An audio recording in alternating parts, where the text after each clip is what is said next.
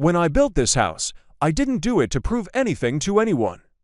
I didn't care about resale value, curb appeal, or what Karen and her manicured HOA kingdom 200 feet away thought about bunker-grade concrete or solar water filtration systems. I built it because I've seen what wind can do when it's angry. 30 years flying commercial jets over the Gulf gave me an intimate view of Mother Nature's tantrums, and I had no intention of letting one flatten me in retirement. The land was cheap, almost suspiciously cheap. But that's how it goes in southern Louisiana. Swampy, storm-worn, but beautiful in its own stubborn way. 1.88 acres of overgrown wildness right outside the tidy little grid of Grandwater shores. Their perfectly spaced pastel boxes ended in a whisper of pine and cypress. And that's where my world began. The county line slithered right through the woods like a snake, and I made damn sure every deed, survey, and zoning record proved I was on the right side of it. The house went up low and tight, half sunk into the earth with walls thick enough to stop a truck. I added steel storm shutters, hurricane glass, and a subfoundation rooted deeper than most people's patience. The shed held tools and backup fuel. The water tank had its own UV system, and the generator, oh, she purred like a cat on bourbon. Independent, quiet, resilient, just like I wanted to be. That didn't sit well with the HOA. They started knocking not long after I moved in, polite at first, brochures in hand. Join the community, they said, be part of something bigger. As if asphalt paths and ornamental mailboxes made people give a damn about each other. I declined firmly. Kindly at first, then with a cease and desist letter from my attorney after they tried to file a parcel annexation with the parish zoning board. That stunt cost them a small fortune in legal fees. Round 1, mine, but they didn't stop. A year later, someone mysteriously updated the HOA boundary map to include my land. Cute trick. Unfortunately for them, I had the original plate registered, stamped, and notarized. The court laughed them out the door. Last time they brought bodies, a full-on community action day with folding tables and flyers, trying to rally my non-existent neighbors to sign a petition, forcing me in. They didn't get 10 feet past the tree line before my no trespassing sign, and the sight of me in camo with a chainsaw stopped the whole operation cold. They packed up in record time. The court eventually ruled that Grandwater Shores and its representatives were prohibited from contacting, approaching, or attempting to incorporate me or my land into their jurisdiction. I framed that ruling and hung it in the shed, just below the bourbon shelf. After that, the peace held for a while. I worked on the house, added a few raised beds, cleaned up the back edge of the woods. Some days I didn't see another human being at all, and that suited me fine. I kept to myself, didn't wave when I didn't feel like it, and ignored the tight little SUVs that idled at the edge of my fence to take pictures of the bunker house. They didn't understand why I'd gone through so much trouble. Why dig into the earth? Why put up steel shutters in a coastal parish where people seemed to believe optimism was stronger than wind? I didn't explain. You can't explain the storm to people who've only known blue skies. And then the wind came. They called it a magigen. Pretty name for something that ripped rooftops off like paper napkins. The weather alerts lit up like Christmas on meth. Mandatory evac notices, storm surge maps, flood projections like biblical doom. I checked the generator, reinforced the main door, brought in the tools and the cats, and then I waited. You don't fight a storm like Imagigen. You brace for it. You breathe through it. You hope to hell the calculations you made when you poured the concrete were right. When it hit, it sounded like God had decided to start over from scratch. The world outside disappeared, trees groaning, rain horizontal, the sound of debris dragging across the roof like fingernails. For a moment, I remembered being in the cockpit during turbulence over open water. That same guttural helplessness. Then I took a sip of coffee and went back to my book. That's what the house was built for. I didn't know it yet, but I didn't just tear through buildings and roads. It cracked things open, reputations, assumptions, boundaries. It was the kind of storm that left people looking for someone to blame. And somehow I was about to become the perfect target. I didn't open the door until the second morning. The wind had stopped hours before, but I wasn't in a rush to see what had become of the outside world. I'd spent the night listening to the generator hum and the storm scream. and I figured whatever was out there could wait for daylight and dry boots when I finally unlatched the storm door and stepped out. The silence was worse than the noise had been. The landscape looked like it had been clawed apart by giants, trees stripped bare, roofs caved in, fences turned to matchsticks. Debris covered everything: shingles, siding, twisted lawn chairs. A kayak sat in the middle of the gravel drive, no water in sight. The smell was rot, ciater, and insulation. I scanned the tree-line, half expecting to see the HOA welcome committee crawling out of the wreckage like corporate zombies, but the woods stood broken and quiet, the boundary between me and them shredded down to bark and splinters. I took a walk toward Grandwater Shores against my better judgment. I didn't want to see it, but something told me I should. The closer I got, the worse it looked. 18 houses had taken direct damage. 2 were gone entirely, just slabs and twisted pipes where homes used to be. The streets were flooded with silence and scattered furniture. A kiddie pool hung from a power line like a war trophy. I found survivors, some dazed, some bleeding. All of them looking like they'd seen something worse than weather. I helped dig a woman out from under her porch steps. She didn't say a word, just clutched my arm like I was gravity itself. I carried an elderly man half a mile to a church where a few folks had opened up shelter. I gave up my backup generator to a guy with 2 toddlers and a diabetic wife. Not because I liked the HOA or their people, but because nobody deserves to suffer like that. I didn't see Karen, not then. The 3rd day after the storm, the mail came. Yeah, the damn mail. That's how you know civilization's trying to reboot. A FEMA truck passed me on the road, and right behind it came the old county jeep with a postal worker tossing damp envelopes into tilted mailboxes like nothing had happened. I found the envelope taped to my gate laminated like a diploma legal letter had a seal. At first, I thought it was another passive-aggressive flyer about my lawn being disruptive to the neighborhood aesthetic. I almost laughed, but then I saw the amount. $10,184,233. Music. I read it again. The number didn't change. The letter claimed I was liable for communal restoration of Grandwater Shores, infrastructure, landscaping, housing recovery because my home remained entirely unscathed during the event, and I had refused to participate in collective storm-proofing measures as mandated by local community guidance. Then came the real kicker. Your anomalous immunity from environmental damage raises valid concerns of intentional exposure deflection or non-participatory safeguarding behavior, which may be considered legally actionable under both civil and moral obligation frameworks. They were accusing me in official language of somehow directing a hurricane away from my house and into theirs. It was so far beyond absurd, I sat down in the dirt and just stared at it. My house hadn't even lost a window. That was my crime. I brought the letter inside, scanned it, sent it to Raymond, my attorney.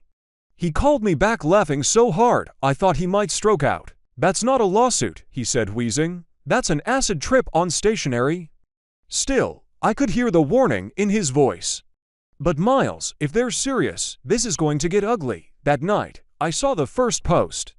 Someone from Grandwater Shores had uploaded a drone shot, a panorama of the neighborhood in ruins with one tiny island of safety dead center. My place, underneath a caption in bold white text. Coincidence, the likes were climbing, so were the shares. At first, I thought the drone photo would be a on-off, the kind of trashy HOA drama that fizzles out in the group chat. I gave it a day, then another, but then I started seeing it everywhere.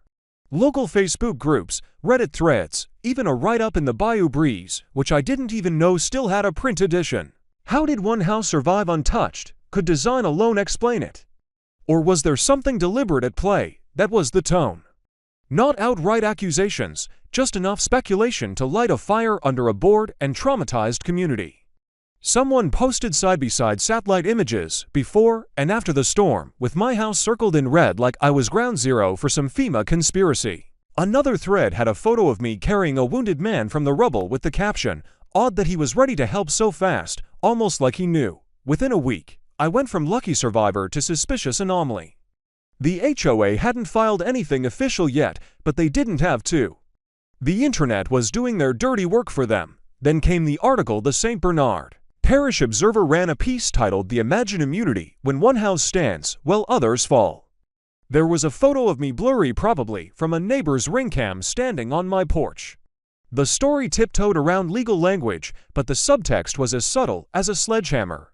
A retired pilot builds an unregistered independent structure mere feet from HOA property lines. His home survives untouched, while Grandwater Shores suffers catastrophic loss. Local leaders demand answers unregistered. That part made me snort coffee. My permits were more airtight than their roofs. But the worst wasn't the media, it was the way the people changed. The same folks I'd helped, the woman with the crushed deck, the guy with the diabetic wife, now wouldn't make eye contact when I passed. A couple of teenagers on bikes stopped outside my fence and threw a rock at the mailbox. I found a hand-scrawled note shoved under my windshield wiper at the gas station. Your silence equals your guilt. I tried ignoring it. That lasted maybe 48 hours, then I got the court summons, an official complaint filed by the Grandwater Shores Homeowners Association citing refusal to engage in collective mitigation programs as outlined by local HOA Resolution 17C. Possible use of unlicensed weather-resistant technology contrary to regional atmospheric guidelines, willful avoidance of community disaster protocols resulting in disproportionate impact distribution, and my personal favorite, moral failure to align with collective burden-sharing ethics. Apparently not getting destroyed was now unethical. I took the summons straight to Raymond, who barely blinked. He just looked at me and said, "Well, I hope you weren't planning to retire peacefully," but then he leaned in and added, "This isn't about money, Miles, they're setting you up to take the fall. They lost control of everything, the homes, the narrative, the people. Now they're trying to claw back through you." I didn't reply. I just looked at the copy of The Observer sitting on his desk, my own face, staring back in black and white. That night, I poured myself a tall glass of whiskey and stood by the window, watching the shadows ripple across my quiet yard. Then I opened my laptop and started digging. If they wanted a fight, they were going to get one. Raymond always looked like a man who could gut a bank with a stapler and get away with it. He had the kind of permanent smirk that made judges nervous and prosecutors twitchy. I called him 2 days after the summons hit, and he didn't even say hello. Just come by, bring coffee, we're going to war. His office looked like someone had shaken a legal library and dumped it onto every surface. In the middle of it all was a whiteboard where he'd already started sketching flowcharts, acronyms, and arrows like we were mapping a terrorist cell. They think this is just another bluff. Same playbook. Legal bullying, media noise, manufactured outrage. But this time they overplayed their hand, he said, jabbing at a bullet point labeled HOA overreach, zero jurisdiction. I handed him the scanned HOA letter, and he grinned. Perfect, we hit back with defamation, violation of prior injunction, and civil harassment. Then we got to work. Raymond filed a formal cease and desist and prepped a counter-suit. Meanwhile, I started digging through local property records, FEMA reports, and anything public I could find about Grandwater Shores. The deeper I went, the more things smelled like mildew in a locked attic. For starters, the HOA had filed proof of insurance with the parish after the storm. Documents that looked polished, official, even stamped, but they were fake. I cross-referenced policy numbers with the state insurance database and came up empty. Raymond brought in a contact from FEMA who confirmed it. Grandwater Shores had no valid disaster coverage. What they did have was a stack of fraudulent insurance certificates handed out to homeowners over the past 3 years, all printed with logos of real companies, but traced back to an offshore broker that didn't legally exist. So all those families paying monthly for protection that never existed, and they didn't know, they were blaming me while their own HOA had pocketed the money and left them naked to the storm. That was the first break. The second came in the form of a manila folder left at my gate, sealed with blue painter's tape. No note, no signature. Inside was a USB drive and a typed message. If you want the truth, look inside. I can't keep doing this. I scanned the drive for viruses, then opened it. What I found made my stomach tighten. Internal HOA emails, financial spreadsheets, meeting transcripts marked confidential. There were records of transfers from the HOA Emergency Reserve Fund to individual personal accounts, some disguised as consulting fees, others routed through crypto exchanges just months before Imagine hit. But the worst was the strategic memo labeled Phase 3 Consolidation Plan. In cold corporate language, it described a program to absorb adjacent properties through legislative pressure, zoning adjustments, and negative incentive deployment. Translation: force out the holdouts, people like me. My parcel was circled on a digital map labeled High Priority Resistance Zone. I stared at that for a long time. The next day, I got a knock on the door. Not law enforcement, not press, just a tired man in his late 50s in a windbreaker to sizes too big and a look that said he'd had enough of pretending. "Name's Tom Brady," he said as I opened the door. "Not that one. I was treasurer on the HOA board until last week." He handed me a second flash drive. "I can't be seen here. I already know I'm screwed. But after the storm, after seeing what they let happen, I couldn't live with it." "Why me?" I asked. He hesitated. "Because you were the target. You weren't just outside the HOA, you were the symbol of what they couldn't control." He left before I could ask more. That night, Raymond and I sat in my shed with laptops, bourbon, and printouts covering every flat surface. The more we dug, the clearer it became. This wasn't just personal, it was structural. Fraud, misappropriation, conspiracy, and they wanted me out because I proved it was possible to live outside their control. I looked at the laminated court order on the wall, the one that said they couldn't touch me.